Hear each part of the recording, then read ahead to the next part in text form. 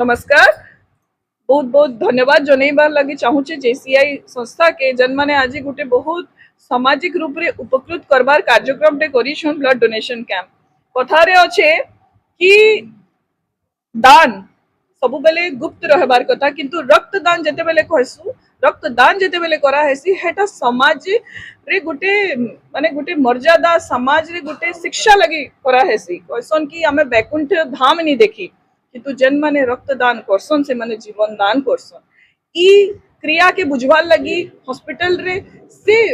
needy person के पचराबार कथा जाके रक्तर वैल्यू जना अच्छे गोटे बूंद रक्त काना है सेटा ऑन इमरजेंसी थी जना पड़सी कैजुअलिटी रे कि रक्तदान रो महत्व काना है आज हमर नानी माने भज माने बाहरी किरी जेन सबके समस्त भीतर ही आलोचना के करी किरी तांके एनकरेज करी किरी इतकी दूर आनुछन आ